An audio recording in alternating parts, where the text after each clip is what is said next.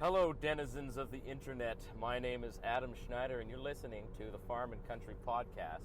And this is episode 7, all about making money on your farm or on your country lifestyle property, or acreage, if you want to call it that. The Farm and Country Podcast can be found on the internet at www.farmandcountrypodcast.com. And you'll be able to find every episode that I've ever produced. All 7 of them are there, in fact. And someday you might find 10,000 episodes, but you got to start somewhere. So this whole week has been a series of 7 episodes.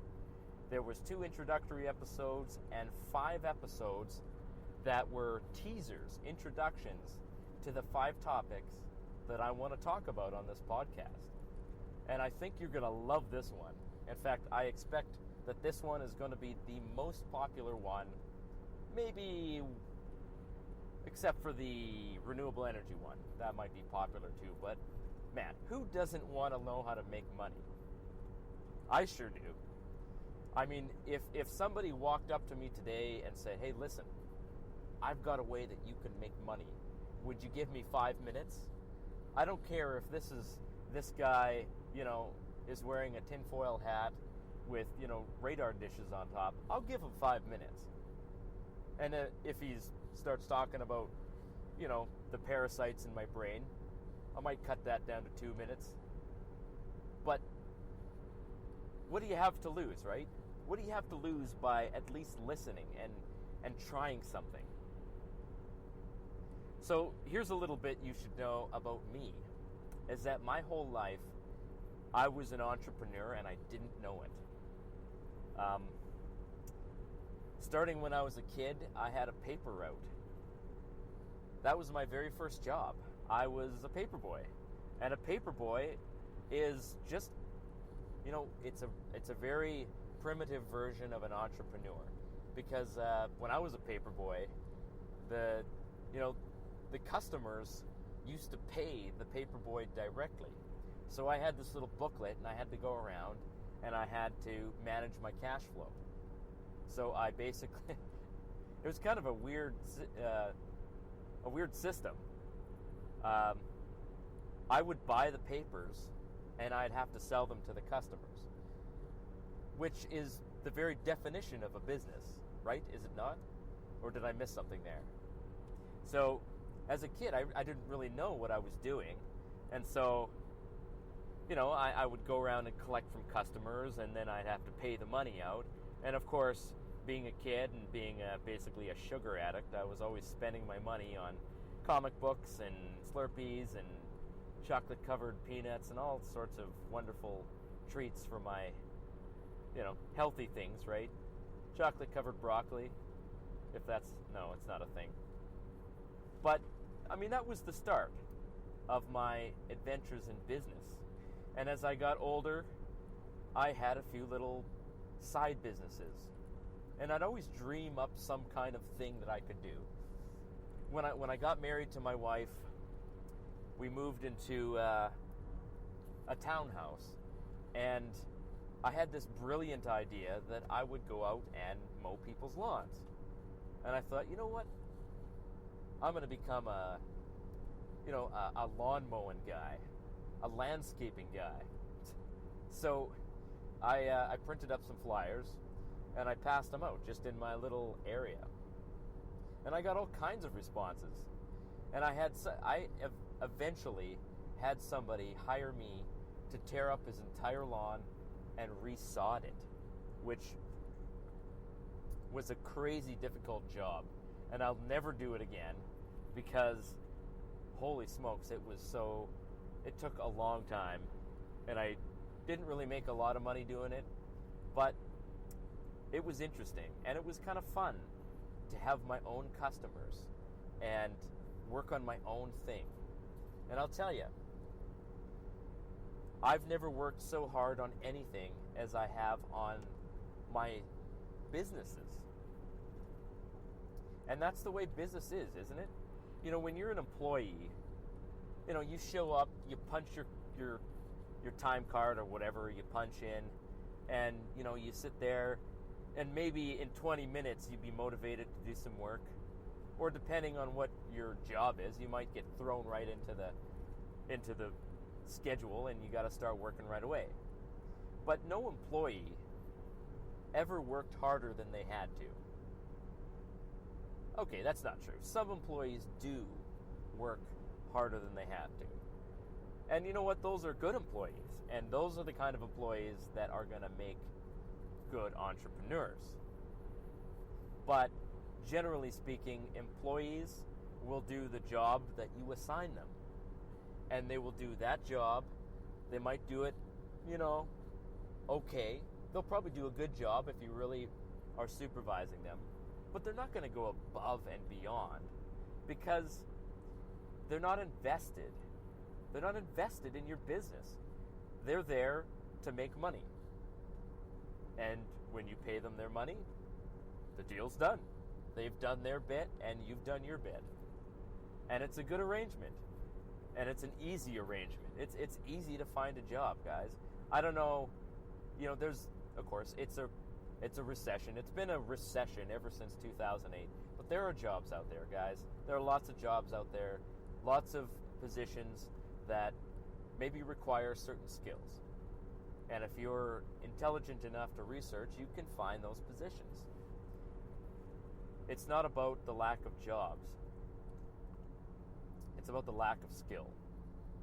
And I think right now the biggest lack of skilled workers are in areas like medicine, science, technology, robotics, and computer programming, engineering, back-end software work, front-end web design work.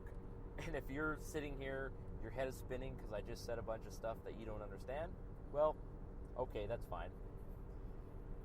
But, I've always known that I had a little bit of an entrepreneurial spirit. I just didn't know how to make that into anything. I've always had some kind of side business. Probably for the last 12 years, I've had a side business. So here's a few of the side businesses that I've had. I had a lawn care side business where I would go and rake lawns and cut the grass, pick up the leaves, trim the bushes. I did that for one fall. And I had a side business where I was selling bicycle engines. If you don't know what a bicycle engine is, imagine an engine on a bicycle. And it's like a little moped. That's a bicycle engine. It's a thing. It's not a very popular thing because you basically have to install it yourself. But it is a thing. So I bought those and I sold them. And didn't make very much money doing that. But then what else did I do? I had a window cleaning business. That's probably the biggest side business that I've had up until this point, except for farming. And I'll tell you guys, I learned a lot. And I kind of fell into window cleaning just completely by accident. One day I got a call, or I saw one of my buddies who was a pastor. He put out this Facebook post. He's like, you know what? Is anybody out there interested in learning how to clean windows? $20 an hour. And, I was always on the hunt for a good part-time job. So I was like, hey, I would like to learn how to clean windows. So I showed up, and it was construction window cleaning, which is different than post-construction window cleaning insofar as how dirty the windows are. And they're pretty dirty. When a house is built, the windows get filthy, and they have to be cleaned before the house is sold or before the owner takes possession. So that was my job, to go and clean all of these dirty windows in this brand new house, or the house that wasn't even finished yet in most cases. And I learned how to do that, and there's an actual technique to doing it. It's not just, spray some Windex on a rag and wipe the window down. You got to have certain tools, you got to practice the techniques, and you get faster as you go. So as I'm doing this job, and I work for this guy for, I think, 2 or 3 or 4 days in a row doing this construction window cleaning, and that was it. He basically taught me how to do it, and from that point onward, I thought, why do I need to work for this guy? Why don't I just go out and find these jobs myself? Because I kind of suspected that, for every $20 I made, the guy who was paying me was making $20 too. And I was right. And not only was I right, I was lowballing, how much you can make. If you think that $40 an hour sounds good to clean windows, I'll tell you right now that that's about the lowest. That's about the lowest rate that I would do it for. If I didn't make $40 an hour, then I have underpriced my job. And you know what? People have paid me. I think I've made upwards of $100 an hour doing window cleaning. Now, of course, that's not 8 hours at a stretch. It's 100 hours for the time that I spent doing it. Sorry, $100 an hour for the time that I spent doing it. And then maybe I moved on to the next job, or maybe that was the only job I had scheduled for that day. But guys, there's so much money out there available for people who are just willing to go out and make, provide a service for somebody. Provide a service that people want. And if you're thinking, oh, well, the economy sucks right now and nobody wants any kind of services, you are wrong. People always want something done because inherently people are lazy, or there are people who have jobs. Just because unemployment is 10% doesn't mean that nobody has a job. It just means that 10% of people that would like to have a job don't. And yeah, okay, that's a high number. But it's not 90%. The unemployment rate is not 80% or 70%. It's only 10%, which means that there are 90% of people out there who are working and they need things done. They need their lawn cut. They need their sidewalk repaired. They need their windows cleaned. They need stuff done. And if you're an entrepreneur, you can be the guy that provides it for them. So when we're talking about making money on a farm or on an acreage, obviously we're talking about using the land in some way to make money. So, of course, one of the side businesses that I had was me and my wife, we bought some chickens. And of course, okay, I'll be honest, it was mostly me that was doing this. Me and my kids, actually, they helped me out quite a bit. So I bought 400 baby chicks, and I built a little brooder area, and I just brooded the chicks. And when they were old enough, I let them outside, and I free-ranged them. And then at the end of the sort of life cycle, I think it was 12 weeks or something like that, I took them to the Hutterites, had them butchered, and packaged up, and inspected, and I sold them. And I made a little bit of money doing that. And as with any business, I learned a bunch of things that helped me make more money later on down the road. And I'd love to tell you all about the things that I learned making money, raising and selling chickens. But it's not just chickens, guys. Chickens is kind of the low-hanging fruit. But there are other niche products that you can produce and sell that sell really well, have a market for those products. You just need to know, A, how to raise it, and B, how to find the customers. And you know what? You might think that the hardest part is producing the product, but it's not. Sometimes the hardest part is connecting that product with the customer who's going to pay you what you deserve to make for that product, what it's worth. You might be thinking, I can't sell a chicken for $25. Yeah, no, you can. You could sell a chicken for $25. I do. Pretty much every chicken I produce that's about 5 pounds in weight, I sell it for $25 Canadian. maybe US dollars would be a little bit lower, but I wouldn't take less than that for a chicken. Not just because I, put a fair bit of money into the chickens, but because I know what it's worth. I know what that chicken is worth, and I know what other people have been selling their chickens for. So, if I'm going to compete with them, I need to at least be at their price level. And, rather than compete on price, I think I'll compete on quality. I'll just have a higher quality product, and I'll sell it for the same amount of money. And you know what? I make all the sales. I sell everything I make. Every chicken that I've ever had a buyer. I never had any problem finding people to buy my products because I've learned how to market them. And I've learned where the people are searching. And guys, I'm going to tell you where to find them. I'm going to share with you those details. So stay tuned. I know I say that a lot, but, there's lots of good things coming down for this podcast. I'm really excited about this. You're going to want to hear this.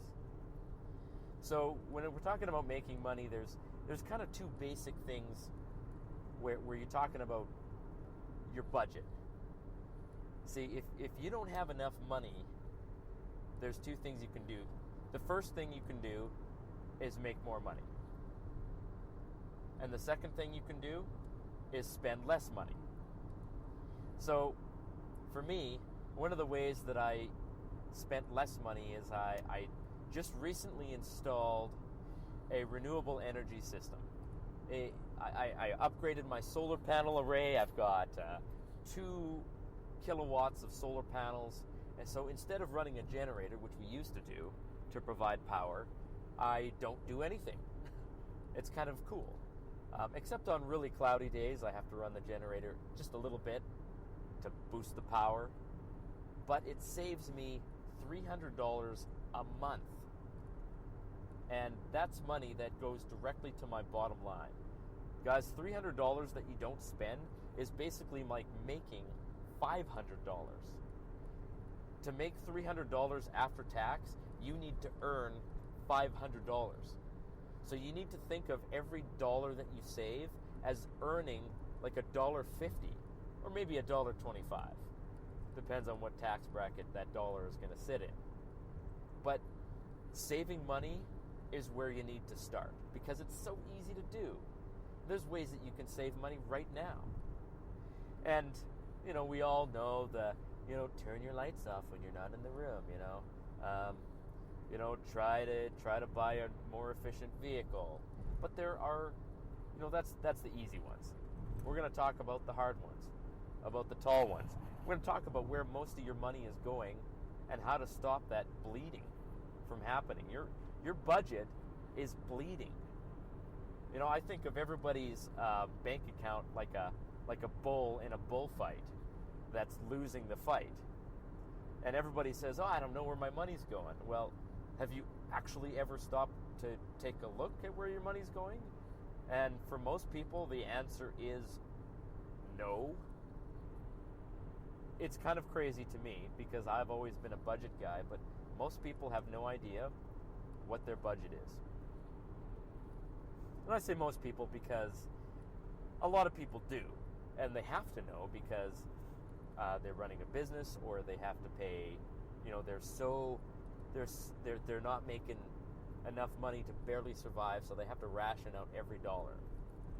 But even with people that are really low income and they're like, man, the budget is tight, there are ways for you to cut down on your spending. And we'll talk about that. And the second way, and this is the hard one, the second way to improve your bottom line is to make more money. And I'm not talking about getting a part-time job, although you can do that. To be honest with you, I've had lots of part-time jobs. I've done a bunch of things. I used to work in a gas station. I even did concrete finishing for about a week. And then I realized that if I kept doing concrete finishing, I was probably going to be paralyzed because buckets of concrete weigh about 120 pounds, and I weigh about 160 pounds. So, yeah, that wasn't a job that I wanted to continue. But, It's one that I did. Now, I'm not talking about part-time jobs where you got to commit, 1 hour and earn $17 in return. Okay? That's fine, but you burn yourself out really quickly. And honestly, right now, I do have a part-time job, and I'm kind of feeling burnt out. In fact, I've been cutting back on my hours on my part-time job. I work part-time at a homeless shelter, and it's an intense job. It is a very, very intense job. It's a good job, but man, is it hard work. You're basically on your feet the entire 8-hour stretch. And after 3 years now, that combined with my full-time job, I'm starting to feel burned out. And I'm reducing the number of hours that I work there, and I can't really afford to not do something on the side. Being the only breadwinner in the family, I have fixed expenses that I have to pay. So I have to pay for gas to get to work. I have to get to work, and gas costs what it costs. Right now, gas is like $1.10 per liter. I don't know what that would be in gallons. Don't even ask me. But it's definitely more expensive here in Canada than it is in the U.S. So, hooray for you guys. But also, we make more money here. So, I don't know. It's kind of a trade-off. The exchange rate isn't very good right now. So maybe that's a factor. I think we also pay more taxes too. But being the only breadwinner in the family, I kind of rely on these little bits of side income. And up until this point in time, I've been making $100 here, $50 there, $150 there. And of course, the window cleaning business has been a side gig of mine for probably 4 years. And if I wanted to, I could turn that into a big and very nice earning business. But here's the thing, guys. I don't really like window cleaning. I don't mind it. It's kind of like washing dishes, though. After the first one, it's kind of just the same thing over and over again. I mean, once you've cleaned one window, yeah, it's not that difficult to do. And the only benefit with window cleaning is that it does earn quite a bit of money without really needing a lot of skill. And there's a reason that not very many people do it, because it's not a lot of fun.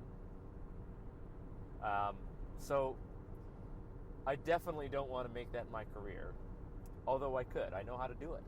And if you want to learn, I'm going to be writing an ebook on how to make window cleaning a $100,000 a year business.